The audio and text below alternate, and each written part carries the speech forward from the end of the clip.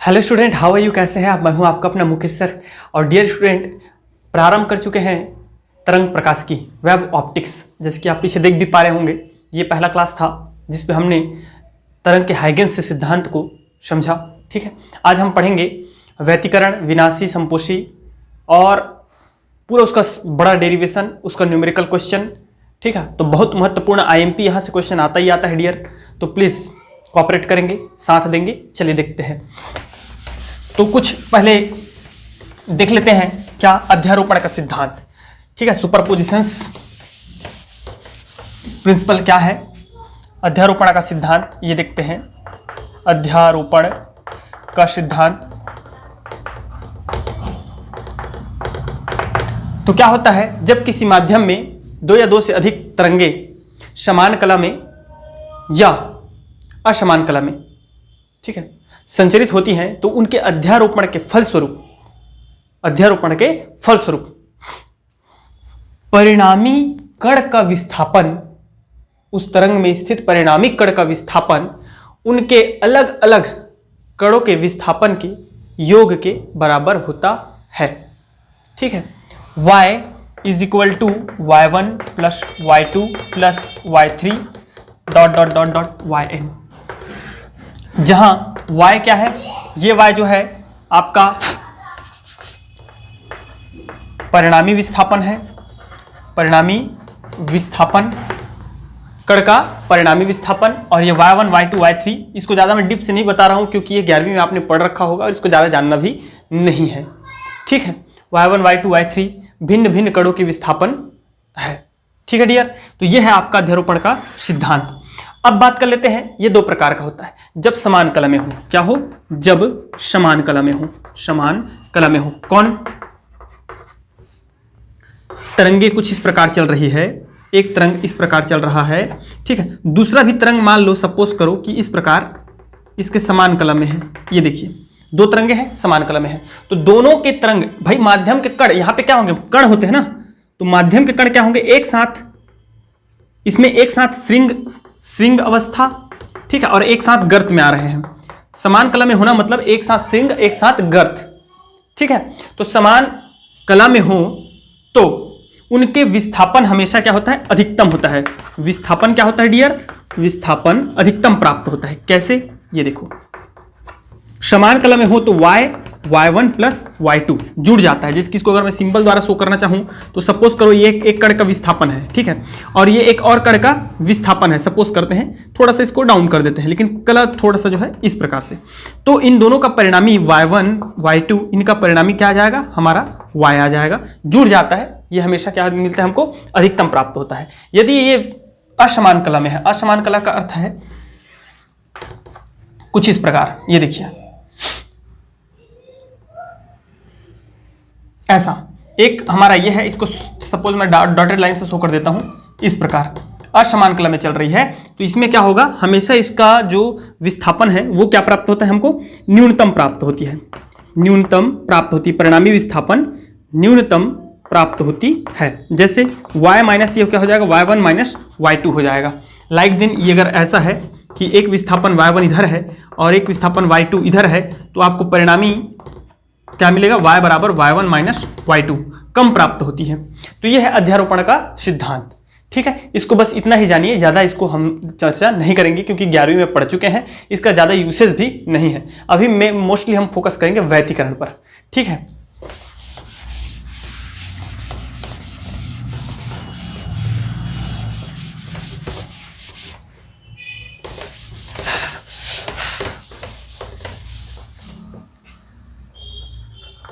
प्रकाश का व्यतिकरण, इंटरफेरेंस, प्रकाश का व्यतिकरण या तरंगों का व्यतिकरण। ठीक है, इंटरफेरेंस ऑफ लाइट और वेव्स। तो क्या होता है डियर, तरंगों का व्यतिकरण, तरंगों का लिखना ज़्यादा उचित रहेगा, रीजन है कि हम तरंग पढ़ रहे हैं, तो तरंगों का व्यतिकरण क्या होता है, सुनिएगा ध्यान से।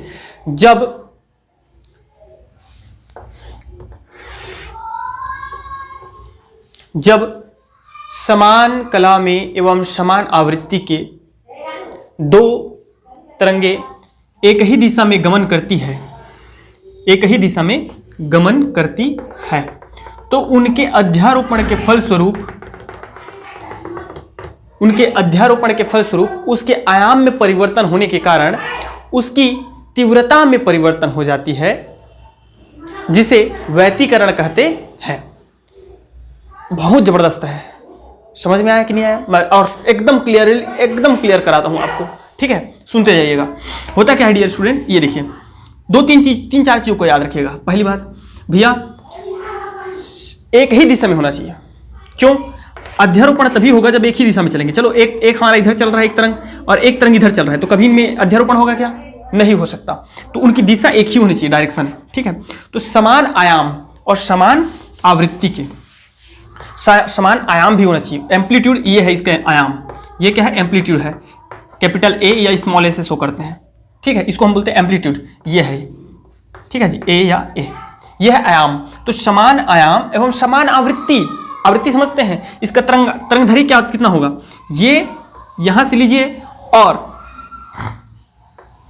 या यहां से देख लीजिए, इसके एक जो है यहां से लीजिएगा और ये हमारा हो जाता है ये तरंगधैर्य, ठीक है। आवर्तकाल कितना है? आवर्तकाल होता है डियर, एक चक्कर पूर्ण करने में लगा समय को हम लोग क्या बोलते हैं? आवर्तकाल कहते हैं। एक चक्कर मतलब 360, ठीक है। एक चक्कर मतलब 360, आधा चक्कर ये हो गया कितना? 180, और आधा चक्कर ये हो गया 360। अब इसी आधा चक्कर को यहां से काट के मैं आगे बढ़ाता हूं तो ये कैसे हो जाएगा? ये ऐसा हो जाएगा, खिसका दिया आगे, तो ये बना कि नहीं बना? तो एक आवर्तकाल होता है। और आवृत्ति क्या होती है? तो आवृत्ति जो होती है फ्रीक्वेंसी न्यू से या एफ से शो करते हैं 1/T, ठीक है। एक सेकंड में जितना चक्कर लगा लेते हैं, अब कितना चक्कर होगा ये कंपल्सरी नहीं है, एक चक्कर होना जरूरी नहीं है, वो कई कब चक्कर लगा सकता है, तो जितना चक्कर लगाएगा वो उसकी आवृत्ति कहलाती है। तो व्यतिकरण के लिए क्या आवश्यक है? जब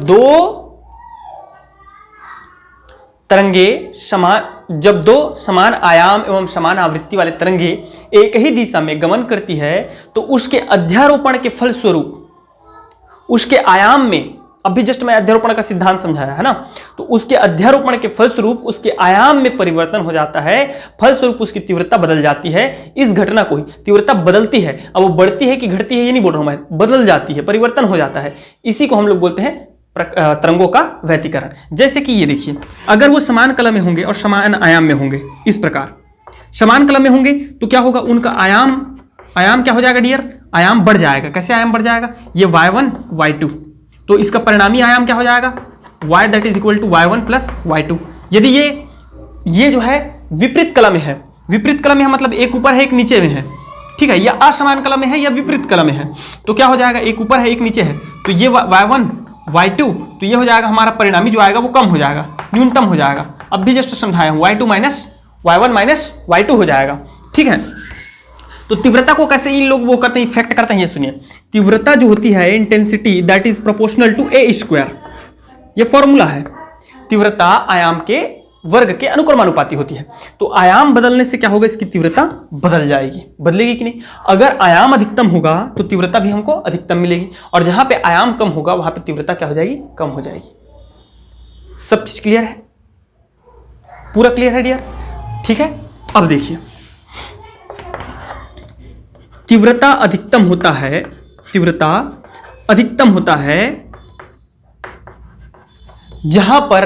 जहां पर दोनों आयामों के तीव्रता अधिकतम प्राप्त होते हैं, अर्थात तरंगे समान कला में होती है। दोनों समान कला में होंगे तो उसका क्या होगा? आयाम हमें अधिकतम प्राप्त होगा। और जैसे कि यहाँ पे आयाम अधिकतम होगा, तो इसी बिंदु पर हमारा जो है परिणामी तीव्रता भी क्या होगी? अधिकतम प्राप्त होगी। और तीव्रता न्यूनतम प्राप्त होती है जहां पर उन तरंगों की तीव्रताएं न्यूनतम होती है। और तीव्रताएं न्यूनतम इसलिए होती हैं क्योंकि वहां पे उनका जो है आयाम कम होता है, और आयाम कम इसलिए होता है क्योंकि उनकी जो है कलाएं विपरीत होती है। समझ में आ गया? तो यह है क्या चीज? व्यतिकरण, इंटरफेरेंस। जैसे कि इसका एग्जांपल है डियर, जैसे कि इसका एग्जांपल ये होता है कि हमारे घर में टीवी चल रही है। अब कहां से? ऊपर से क्या आ रहा है? यहां पर ऊपर से हमारे उस पर जो है सिग्नल आ रहा है, नेटवर्क सिग्नल आ रहा है यहां, ठीक है। अब इसी के बीच में क्या होता है? कभी कभी आ जाता है क्या चीज? हमारा हवाई जहाज या आपका हेलीकॉप्टर्स। तो ये क्या करता है, इस आने वाली जो आपका सिग्नल है उसका, और ये क्या हो जाता है, यहीं से जाकर के परिवर्तित हो जाता है। परिवर्तित होने के कारण हमारा जो है टीवी सिग्नल और हमारा जो है क्या बोलते हैं, टीवी में क्या आ जाता है जी, झिलमिलाने लगता है। यही वर्ड यूज करें ठीक है, क्या होने लगता है, झिलमिलाने लगता है, क्योंकि ये सिग्नल को क्या कर देता है, परिवर्तित कर देता है। और आने वाली सिग्नल और जाने वाली सिग्नल में क्या हो जाता है, इंटरफेरेंस हो जाता है, व्यतिकरण हो जाता है, जिसके कारण हमारा टीवी सिग्नल जो है, टीवी जो है झिलमिलाने लगता है। समझ में आ रहा है। एक और व्यतिकरण का एग्जांपल ये है, होता क्या है देखो, साबुन पानी। तो साबुन पानी में एक्चुअल में दो परत हो जाती है। साबुन पानी में क्या होता है, साबुन पानी का जो बुलबुला होता है उसमें क्या हो जाता है, दो परत हो जाती है, या पानी के ऊपर में साबुन का या तेल का परत, तो होता क्या है, दो परतें हो जाती हैं। तो एक प्रकाश की किरण जो अंदर प्रवेश करता है, श्वेत प्रकाश जो अंदर प्रवेश करता है, और एक जो है बाहर रहता है। तो ये जब परिवर्तित होकर के ऊपर निकल रहा होता है तो उसके साथ उनका क्या हो जाता है, व्यतिकरण हो जाता है। और चूंकि श्वेत प्रकाश 7 रंगों से मिलकर बनी होती है, इस कारण वे जो है रंगीन प्रतीत होते हैं। तो वैसे व्यतिकरण के और भी ढेर सारे एग्जांपल्स हैं, अभी आपको आगे बताएंगे, लेकिन इसके पहले अभी देख लेते हैं संपोषी एवं विनाशी व्यतिकरण। क्या है संपोषी और क्या है विनाशी।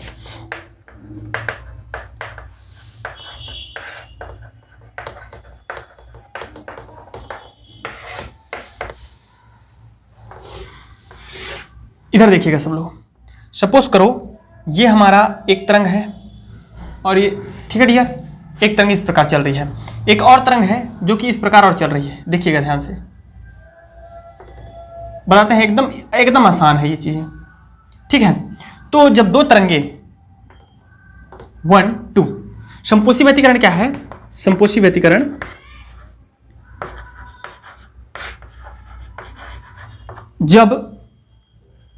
जब दो तरंगों के अध्यारोपण के फलस्वरूप परिणामी तीव्रता अधिकतम प्राप्त होती है, तब इसे संपोषी व्यतिकरण कहते हैं।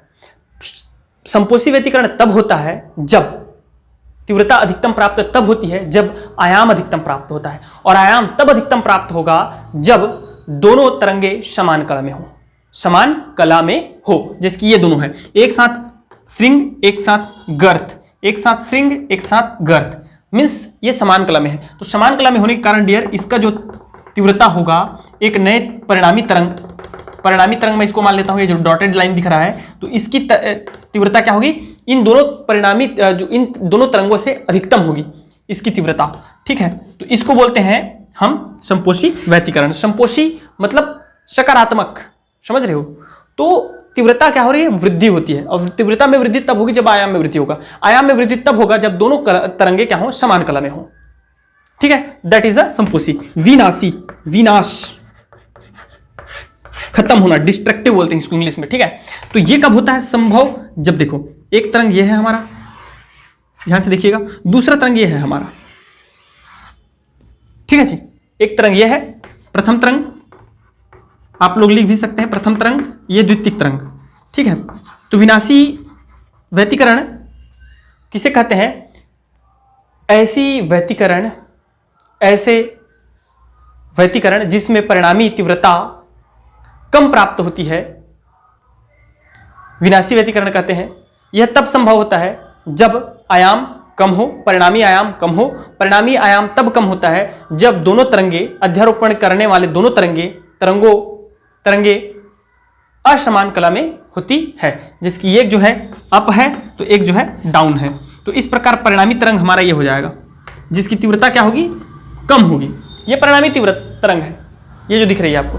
तो परिणामी तरंग की तीव्रता क्या कम होगी, तब हम इसको क्या बोलेंगे, हम लोग विनाशी व्यतिकरण कहते हैं। अब देखते हैं डियर स्टूडेंट, हम लोग क्या चीज, इसका गणितीय व्यंजक,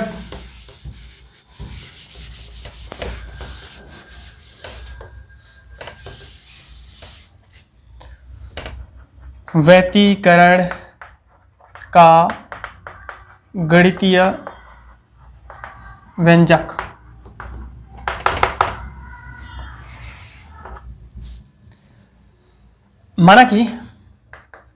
माना कि व्यतिकरण करने वाले व्यक्ति, लिख रहा हूं सॉरी, व्यतिकरण करने वाले तरंगों के समीकरण निम्न है। क्या है डियर? ये देखिए y1 that is equal to a sin omega t equation 1, ठीक है, और y2 that is equal to b sin omega t plus 5, ठीक है। ये माना कि दो हमारे क्या है, तरंगों के समीकरण है। ये आप सब जानते होंगे, तरंगों के समीकरण को हम लोग जो है a sin ओमेगा t के जरिए से शो करते हैं, जहां a क्या है, a व b जो है तरंगों के आयाम है, ठीक है, तरंगों के क्या है, आयाम है। ओमेगा कोणीय आवृत्ति एवं फाई हमारा क्या है, फाई है डियर, फाई आपका कलांतर है। क्या है? कलांतर है, फेज, ठीक है, फेज डिफरेंस। तो इतना चीज है। अब ध्यान दीजिएगा अध्यारोपण के सिद्धांत से हम सब जानते हैं क्या होता है। अध्यारोपण के सिद्धांत से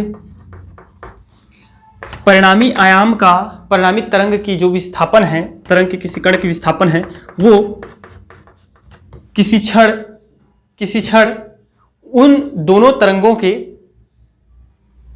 उस कण के विस्थापन के योग के बराबर होता है। तो यहां से हम y बराबर निकाल सकते हैं, वैल्यूज रख दीजिएगा, a sin omega t plus b sin omega t plus 5, ठीक है।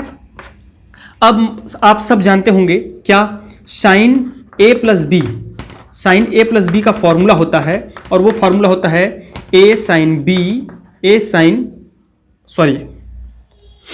इसका फॉर्मूला जो होता है dear, sin a cos b plus cos a sin b, ठीक है। आप लोग लिख लेंगे, अगर नहीं पता होगा तो रट्टा मार लीजिएगा, ये आईएमपी है, आता है मतलब आता है भाई, ठीक है।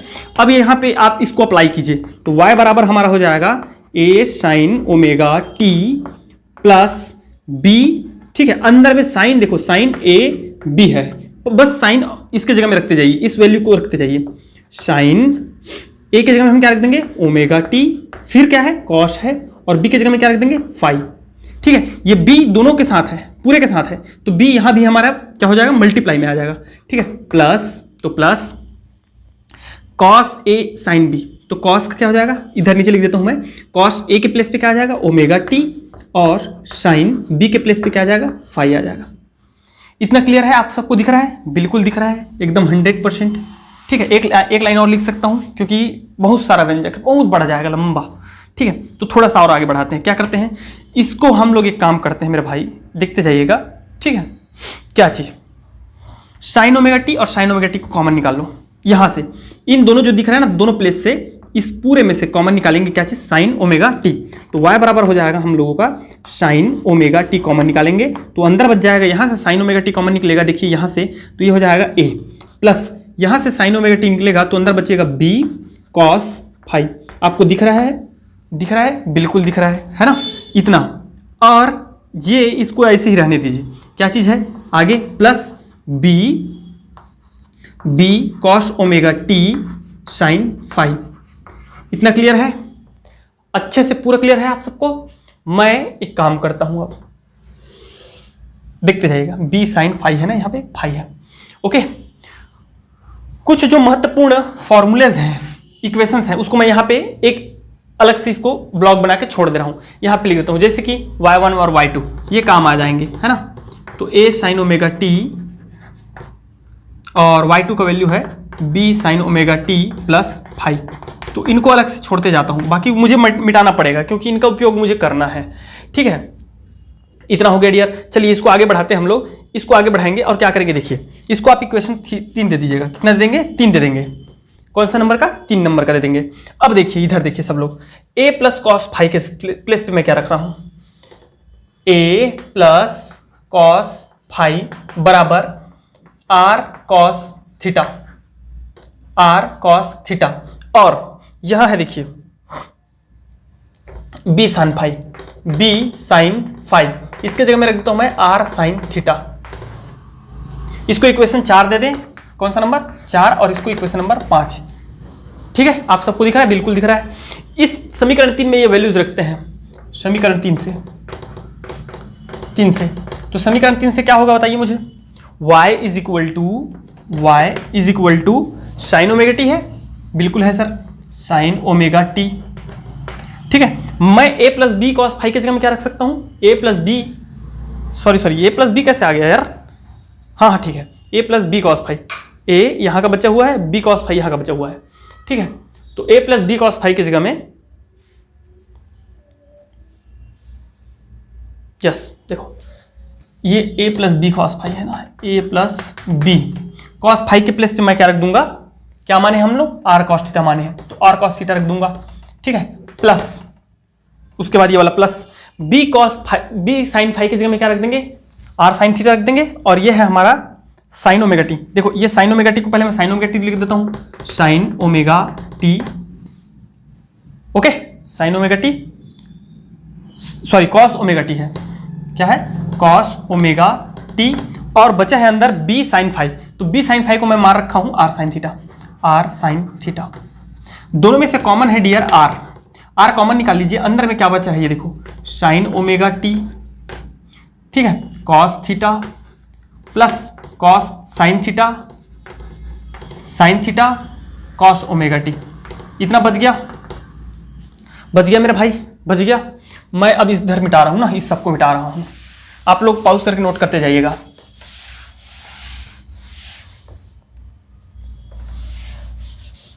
ये देखिए, अब आगे क्या करेंगे हम लोग, y, इसको देखिए इधर, y that is equal to, आपको दिख रहा है, बिल्कुल दिख रहा है, थोड़ा चमक रहा है ना, साइन कोई बात नहीं, देख लीजिएगा, y that is equal to r, और मैं इसको लिख सकता हूं, देखो sine a cos b cos a, अरे इधर पलट दो मेरे भाई, ये तो मल्टीप्लाई में है ना, इसमें क्या है, कॉस ओमेगा टी को पहले लिख लीजिए, वैसे भी ऊपर में कॉस ओमेगा टी पहले ही था, कॉस ओमेगा टी, और क्या है साइन थीटा, तो ये देखो sine a cos b cos a sine b, हो गया कि नहीं, फॉर्मूला में है, तो इसको मैं लिख सकता हूं साइन a के प्लेस पे हो जाएगा ओमेगा टी प्लस b के प्लेस पे हो जाएगा थीटा, लिख सकते हैं, ओपन करके देखो ना, देखो साइन a, ठीक है, कॉस b, तो ये a है और ये b है, कॉस थीटा हो गया, फिर प्लस कॉस a, तो कॉस a साइन b आ गया, तो ये है इक्वेशन नंबर 6, और यही है हमारा डियर स्टूडेंट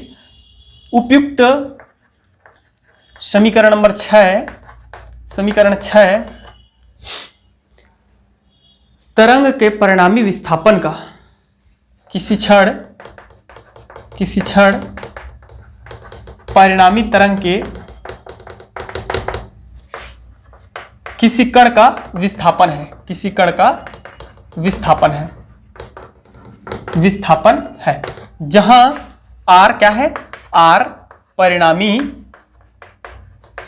आयाम है। इतना पूरा क्लियर है, अच्छे से क्लियर है, पूरा सब कुछ समझ में आ गया।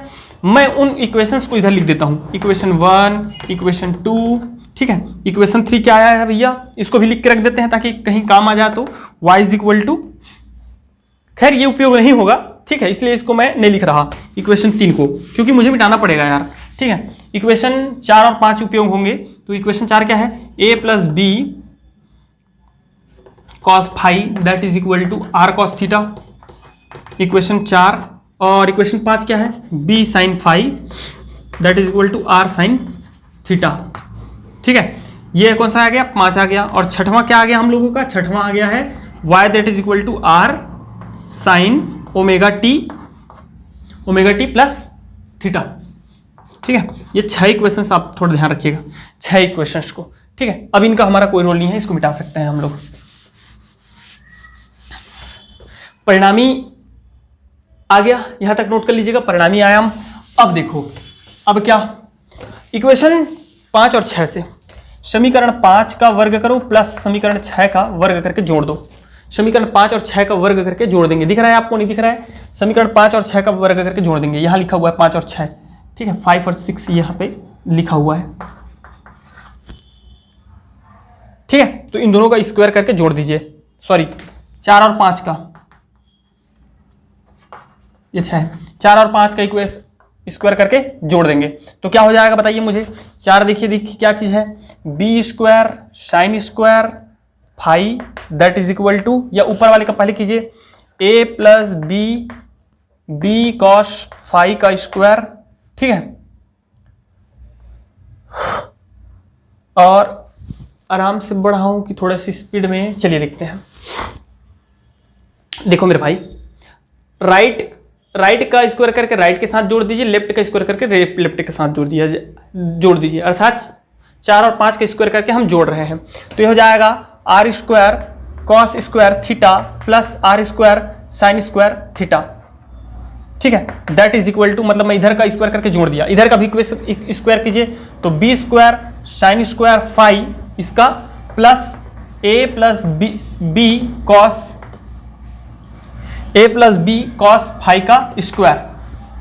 अरे कुछ नहीं किया हूं, इसका स्क्वायर किया, इसका स्क्वायर किया, जोड़ दिया राइट से राइट, इधर इसका स्क्वायर किया, इसका स्क्वायर किया, लेफ्ट से लेफ्ट जोड़ दिया।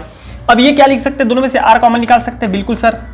और ये लिख सकता हूं मैं sine square theta plus cos square theta, और दैट इज इक्वल टू, इसको देखिए थोड़ा सा, B square sine square phi plus, इसको ओपन कीजिए ए प्लस बी के फॉर्म में, तो ये हो जाएगा A square plus B square cos square phi plus 2ab cos phi.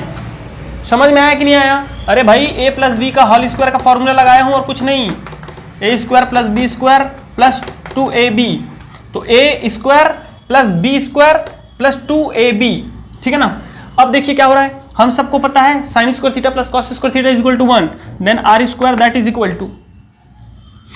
Equal to B square sine square phi, ये, और इसको इसके पास ले आओ, B square cos square phi plus ए स्क्वायर, इसको मैं इधर लेके आ गया, प्लस 2ab कॉस फाई। हम सबको पता है इन दोनों में से b कॉमन निकलेगा और अंदर रह जाएगा sine square cos square phi, जिसका वैल्यू होता है 1, तो ये हो जाएगा हम लोग का b स्क्वायर, ठीक है, और ये है plus A square that plus 2ab cos phi. यहां से क्या कीजिए, r का वैल्यू निकालना मुझे, अंडर रूट देखिए क्या हो जाएगा, ए स्क्वायर थोड़ा जमा देते हैं plus B square plus 2ab cos phi. 7 समीकरण नंबर 7, उपयुक्त समीकरण क्या होगा, परिणामी तरंग का आयाम होगा, परिणामी तरंग का आयाम का समीकरण है, क्या है, समीकरण है।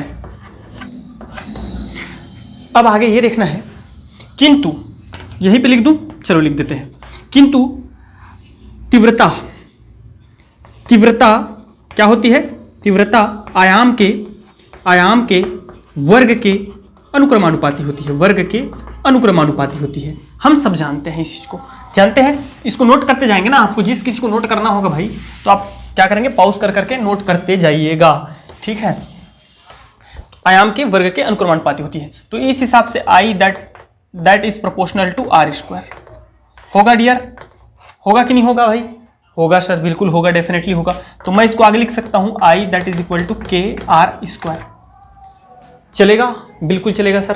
तो इस आर के वैल्यूज को यहां पे रख दीजिए, इक्वेशन नंबर 7 का मान कहां रख देंगे हम लोग, इक्वेशन नंबर जो है, अगर इसमें इक्वेशन देना चाहे तो दे सकते हैं, यह समीकरण 7 से जब रखेंगे वैल्यूज को तो ये हो जाएगा के, और ये हो जाएगा हमारा अंडर रूट, और इस पूरे का square, A square plus B square plus 2ab cos phi यहां तक, और पूरे का वर्ग, आर का स्क्वायर मतलब पूरे का वर्ग है यार, ठीक है। अब ये क्या होगा, I that is equal to K square, root and square कैट डॉक्स कट जाएगा, तो A square plus B square plus 2ab cos phi हो गया। अब क्या करें, इसके को इंटर कीजिए, तो ये हो जाएगा k a square plus k b square plus 2kab cos phi. लिखा जा सकता है, डेफिनेटली सर लिख सकते हैं। इसको मैं इधर रिप्लेस कर देता हूं यार, एक महत्वपूर्ण हमारा इक्वेशन ये भी है, अंडर रूट क्या है, ए square plus B square plus 2ab cos phi, कौन सा नंबर का, 7 नंबर का, ठीक है, इसको ध्यान में रखिएगा। ये अब हम क्या कर रहे हैं, ये देखो, क्या कर रहे हैं इस, देखो भाई ए क्या है, ए है मेरा प्रथम तरंग समीकरण 1 में, देखिए ए है समीकरण 1 मतलब पहले नंबर के तरंग का आयाम है, और बी क्या है, दूसरे नंबर का तरंग के आयाम है। और इस तरंग के आयाम, इस तरंग के आयाम का स्क्वायर क्या होगा, इस तरंग की तीव्रता हो जाएगी। तो मैं यहां पे लिख सकता हूं क्या, I1 that is equal to के ए स्क्वायर, क्योंकि देखो अगर के को मैं कांस्टेंट करता हूं इसको, तो ये हो जाएगा ए स्क्वायर, हुआ कि नहीं, मतलब तीव्रता आयाम के स्क्वायर के बराबर होती है। 1 इसलिए लिख रहा हूं क्योंकि पहले तरंग की तीव्रता है। समझ में आ रहा है कि नहीं आ रहा, आ रहा है ना भाई, बिल्कुल आ रहा होगा, ठीक है। इसी प्रकार I2 बराबर क्या हो जाएगा, के बी स्क्वायर होगा। इतना क्लियर है। तो हम क्या कर सकते हैं, I that is equal to I1 plus I2 plus, मैं इसको क्या लिख रहा हूं देखना, ध्यान से देखना सब लोग, इसको क्या लिख रहा हूं देखते जाइएगा, अंडर रूट 2 को बाहर निकाल देते हैं, अंडर रूट के square A square B square और कॉस फाई अंडर रूट के बाहर है भाई, 2 भी बाहर है, ठीक है। तो इसको अंदर क्यों ले लिए सर, अपने स्वार्थ के लिए। क्या स्वार्थ है मेरा, इधर देखो, मैं पहले बताऊं मैं लिख सकता हूं कि नहीं भाई, इन तीनों का वर्ग है और इसका अंडर रूट है तीनों का, तो दोनों तो कर जाएंगे, तो वापस से वही चीज मिलेगी कि नहीं, मतलब इस प्रकार से मैं लिख सकता हूं, ये तो प्रूफ हो गया। दूसरा इसलिए और लिख रहा हूं मैं, ये देखो आप कैसे, I that is equal to I1 plus I2 plus 2 under root, मैं इसको लिख सकता हूं k a square into k b square. अरे भाई के स्क्वायर है ना, इसको 2 पार्ट में डिवाइड कर दिया, 2 भाग में लिख दिया, के और के का मल्टीप्लाई होगा, के स्क्वायर हो जाएगा, ए स्क्वायर बी स्क्वायर, वही चीजें हैं कि नहीं है, ठीक है, समझ में आना चाहिए आपको। तो ये क्या हो जाएगा, ये बताओ मुझे, ये हो जाएगा डियर, ऊपर देखो, ऊपर थोड़ा सा ऊपर देखो तो आपको समझ में आएगा, के ए स्क्वायर का वैल्यू है I1 और ये है इंटू I2, ठीक है, और ये आ जाएगा हम लोग का कॉस फाई। तो इस प्रकार ये जो आपको इक्वेशन मिल गया, नंबर 8 दे देंगे इसको हम लोग, कौन सा नंबर 8, तो समीकरण 8 जो है हमारा क्या है, परिणामी तीव्रता का व्यंजक है। इसको भी मैं लिख देता हूं यहां पे, I that is equal to under I1 plus I2 plus 2I1 I2 cos phi, ठीक है, 8। समीकरण 7 और 8 से एकदम भली भांति परिचित और स्पष्ट है क्या, कि आयाम और किसी भी तरंग का आयाम एवं तीव्रता किस पर निर्भर करती है, कलांतर पर निर्भर करती है, ठीक है ना, क्योंकि हमें बताना है व्यतिकरण को पूरा डिराइव करना है, पूरा डिराइव करना है, संपोषी विनाशी भी बताना है। तो संपोषी विनाशी बताने के लिए भाई जिसका तीव्रता कम होगा वो विनाशी होगा, जिसका तीव्रता अधिक होगा वो संपोषी होगा। तो अधिक तीव्रता और कम तीव्रता कब होगा, जब उसकी आयाम अधिक और कम होगी। और आयाम किस पर डिपेंड करता है, फेज पर डिपेंड करता है। यदि उसका कलांतर अधिक होगा और समान कला में होंगे तो आपका क्या होगा, आयाम अधिक होगा, मतलब संपोषी व्यतिकरण मिलेगा। तो इन दोनों को हमको समझाना है, क्या चीज, कि ये किस पर डिपेंड कर रहा है, कलांतर पर डिपेंड कर रहा है। तो अब हम देखते हैं संपोषी और विनाशी व्यतिकरण का व्यंजक।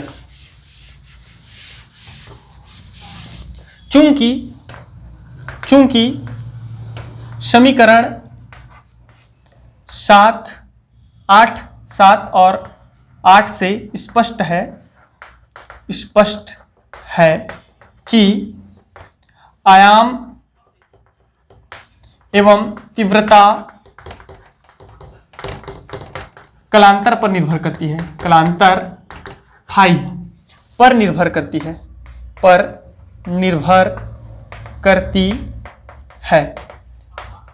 संपोषी व्यतिकरण के लिए, पहला संपोषी व्यतिकरण के लिए, संपोषी व्यतिकरण के लिए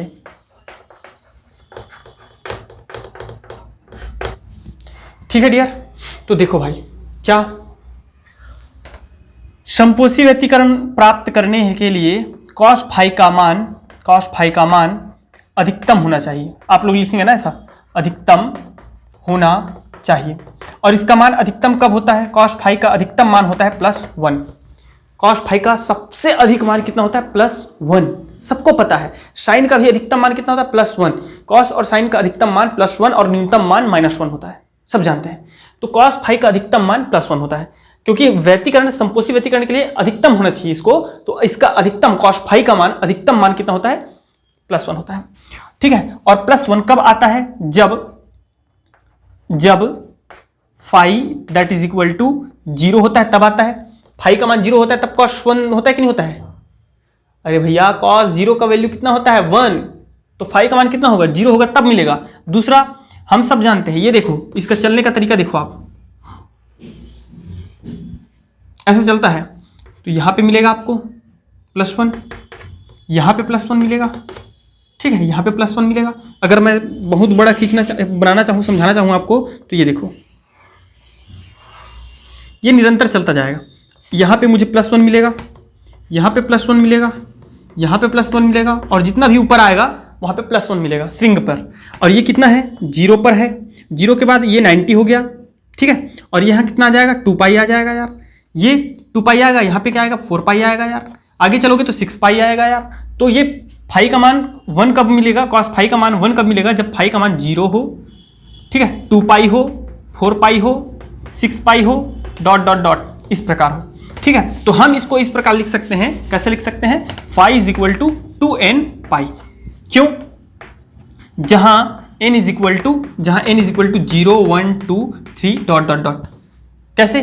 n का मान 0 रखिए, चलिए 0 रखेंगे, तो 0 रखेंगे तो पूरा टर्म्स 0 हो जाएगा, मतलब फाई का मान 0 होगा। 0 होगा तो cos फाई का मान 1 होगा, cos फाई का मान 1 होगा तो अधिकतम तीव्रता हमारी अधिकतम होगी कि नहीं होगी? अधिकतम होगी कि नहीं? तब के केस में हमारा क्या होगा? समपोषी व्यतिकरण हमको प्राप्त होगा। समझ में आ रहा है? अर्थात I is equal to I1 plus I2 plus 2√I1 I2 अधिकतम मान, I मैक्सिमम समपोषी व्यतिकरण के लिए तीव्रता, ठीक है। यह आया। चूंकि समपोषी व्यतिकरण के लिए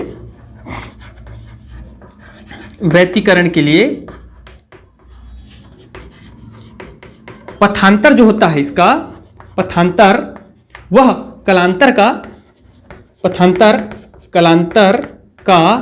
λ/2π गुना होता है, 2π गुना होता है। अतः हम इसको लिख सकते हैं डियर, इसका पथांतर जो होगा वो λ/2π का क्या होगा? कलांतर का λ/2π गुना होगा। कलांतर क्या है? फाई है। समझ में आ रहा है कि नहीं आ रहा है? आ रहा है। चलिए फाई का वैल्यू अब रखिए आप। फाई का वैल्यू क्या है हमारा? तो डेल इज इक्वल टू हो जाएगा λ/2π, और फाई का वैल्यू है हमारा 2nπ। 2nπ है जी, है कि नहीं है? बिल्कुल सर 2nπ है। तो क्या कर जाएगा? λ/2 पाई से पाई कैंसिल आउट कर दिए, 2n, n 2 से 2 भी कट जाएगा, लेकिन उसको नहीं काटना है आपको, ठीक है। तो इसमें लास्ट में आपको लिखना है कि समपोषी व्यतिकरण के लिए पथांतर λ/2 का समगुणज होता है, दैट इज समगुणज, ठीक है।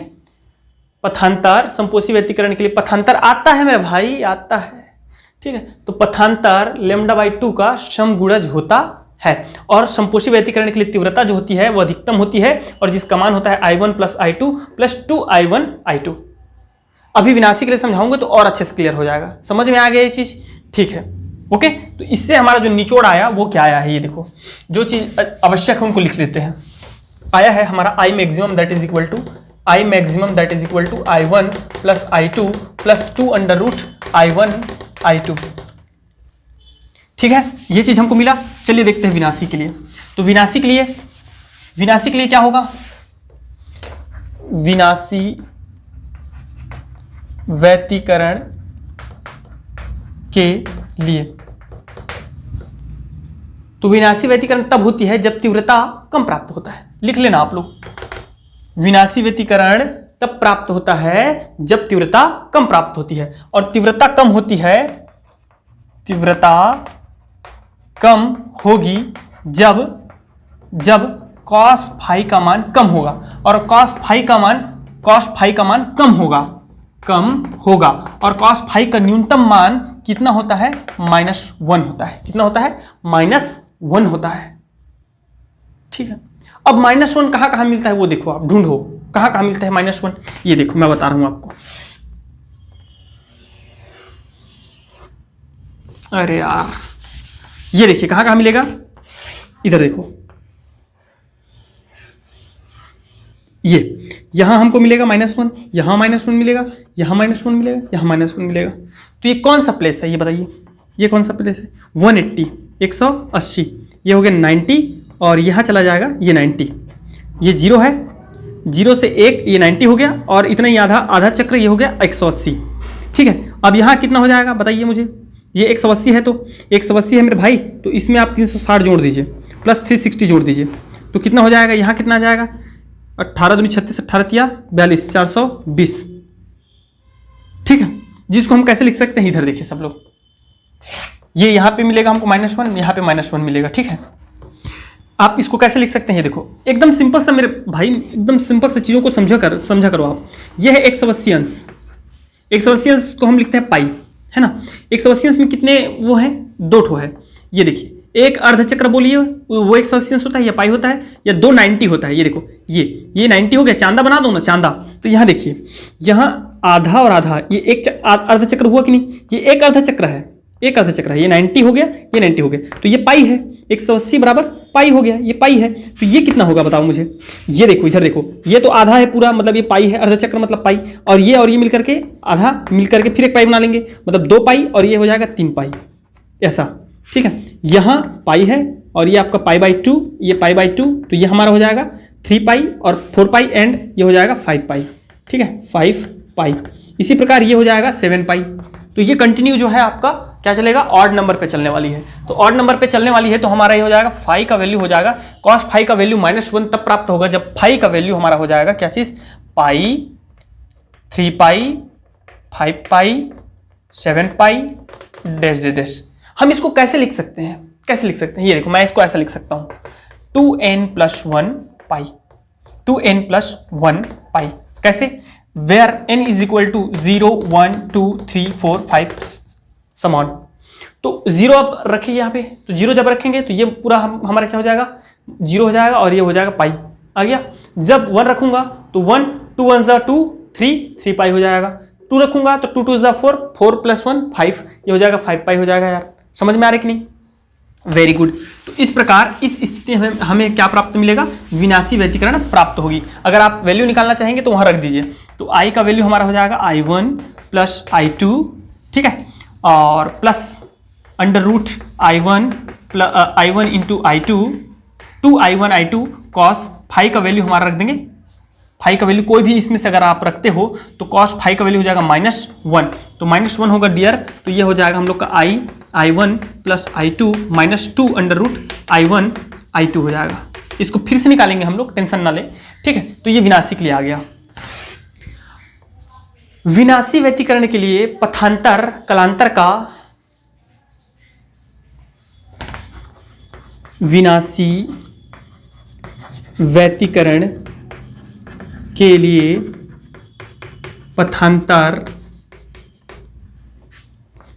कलांतर का λ/2 पाई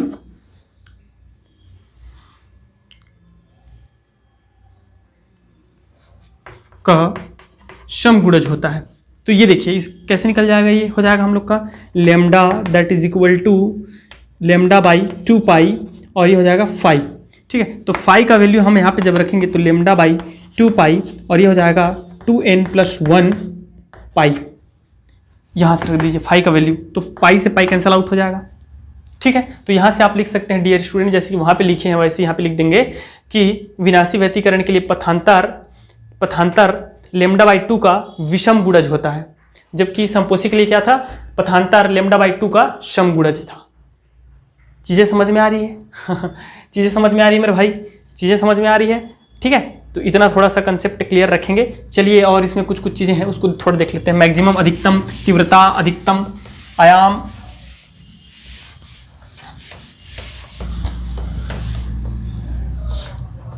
अधिकतम व न्यूनतम तीव्रता के लिए व्यंजक, तीव्रता के लिए व्यंजक वो कैसे निकालना है? ये देखो, एकदम आसान है, ठीक है। संपोषी व्यतिकरण के लिए, संपोषी व्यतिकरण के लिए हम सबको समझ में आ गया। संपोषी व्यतिकरण के लिए हम सबको समझ में आ गया। कलांतर क्या होता है? कलांतर कॉस फाई जो होता है डियर वो होता है 2n पाई, 2n पाई होता है कि नहीं होता है। तो इस केस को अब आप कहाँ रखेंगे, संपोषी व्यतिकरण के लिए आयाम में रखेंगे। आयाम का मान देखिए r that is equal to आयाम under root A square plus B square plus 2ab cos phi के प्लेस पे हम लोग क्या रख देंगे 2n पाई, और 2n पाई का मतलब कॉस फाई 2n सॉरी यार, फाई का वैल्यू क्या होता है 2n पाई होता है ना। तो cos phi cos 2n pi का वैल्यू एनी हाउ क्या आएगा, हमको मिलेगा +1 मिलेगा। n की जगह में 0 से लेकर के कुछ भी रखेंगे तो हमको क्या मिलेगा 1 मिलेगा, अर्थात ये हो जाएगा dear r that is equal to a square plus B square plus 2ab cos 2n pi का वैल्यू हो गया 1। तो हम इसको लिख सकते हैं, क्या लिख सकते हैं, अंडर रूट, देखो ये फॉर्मूला है ए स्क्वायर प्लस बी स्क्वायर का, तो ये हो जाएगा a प्लस बी का होल स्क्वायर का। तो ये दोनों कैंसिल आउट हो जाएंगे, means that r maximum that is equal to a plus b. अर्थात संपोषी व्यतिकरण के लिए जो आयाम होता है, परिणामी आयाम होता है, परिणामी तरंग का जो आयाम होता है वो भिन्न भिन्न तरंगों के आयाम के योग के बराबर होता है, अर्थात प्रथम और द्वितीय दोनों तरंगों के आयाम के योग के बराबर होगा। समझ में आ गया। व्यतिकरण देखेंगे तो व्यतिकरण तो हम अभी निकाल चुके हैं।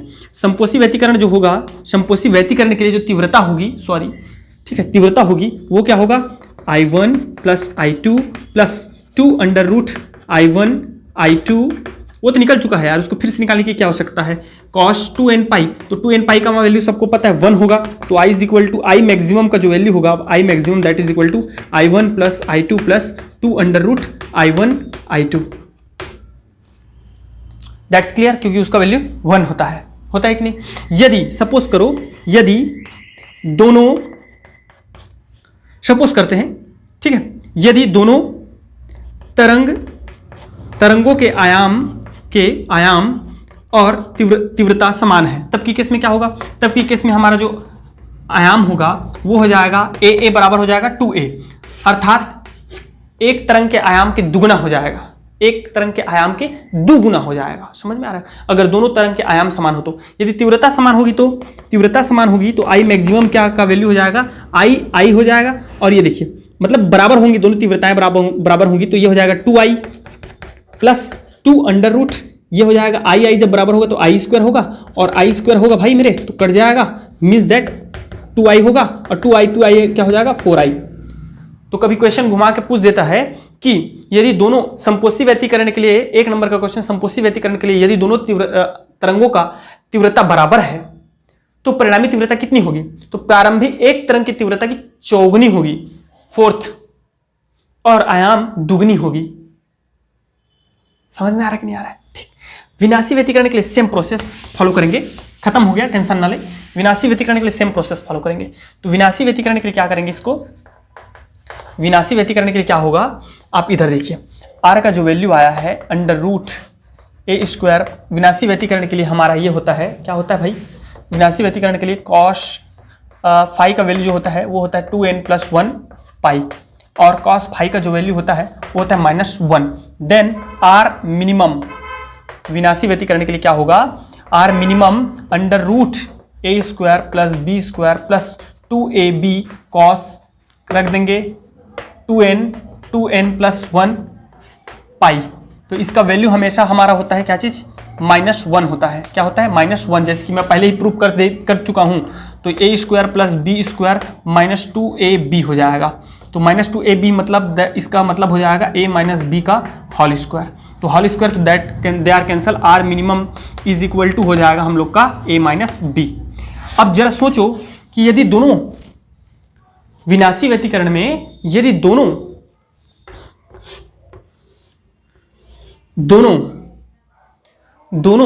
तरंगों का आयाम समान हो तो परिणामी तरंग का आयाम क्या होगा। दोनों तरंगों का आयाम समान हो तो परिणामी तरंग का आयाम हमारा नील बटे सन्नाटा हो जाएगा। समझ में आ रहा है, ये होता है, ये हो जाएगा। ये अगर दोनों तरंग का आयाम समान हो, ए और बी दोनों आयाम समान हो, ठीक है, और विनाशी व्यतिकरण तब मिलती है जब उनके कलाएं क्या हो, समान ना हो। ठीक है जी, तो ये हो जाएगा। अब हमको तीव्रता निकालना है, तो तीव्रता हमारा हो जाएगा, देखिएगा तीव्रता के लिए formula I1 plus I2 plus, उधर देखो, I1 plus I2, 2I1 I2 under root में रहता है, आई थिंक कि नहीं रहता है जी, रहता है, वहाँ पे लिखना भूल गया हूँ शायद मैं, अंडर रूट में तो रहेगा, ठीक है भाई। cos 5, तो इसमें हम लोग रखेंगे इसका वैल्यू -1 रखेंगे, तो I इज इक्वल टू हो जाएगा I1 plus I2 -2 under root I1 I2। अब दोनों की तीव्रता यदि समान हो तो तीव्रता समान होगा भाई, तो I प्लस I हो जाएगा -2 और इसका I स्क्वायर होगा, मल्टीप्लाई करोगे तो, क्योंकि दोनों समान होगा तो मल्टीप्लाई होगा तो I स्क्वायर कट जाएगा, कटेगा कि नहीं कटेगा, और कटेगा तो ये हो जाएगा -2I, तो यहाँ पे भी हमारा आ जाएगा नील बटे सन्नाटा। ठीक है जी, तीव्रता क्या हो जाएगी, कम हो जाएगी, न्यूनतम हो जाएगी। तो इसी कारण इसको हम विनाशी क्या कहते हैं, व्यतिकरण कहते हैं। तो आज का क्लास डियर स्टूडेंट अच्छा भी रहा, मज़ा भी आया, ठीक है, और मुझे थोड़ा सा टायर्ड फील हो रहा है, इस कारण अभी यहाँ पे मैं ब्रेक लेता हूँ, नहीं तो इसका पूरा न्यूमेरिकल क्वेश्चन, बहुत अच्छे अच्छे न्यूमेरिकल क्वेश्चन हैं यहाँ, मोस्ट टाइम पे आते भी हैं, तो उसको करा देता, बट नेक्स्ट लेक्चर में। ओके, तो thank you very much and best of luck.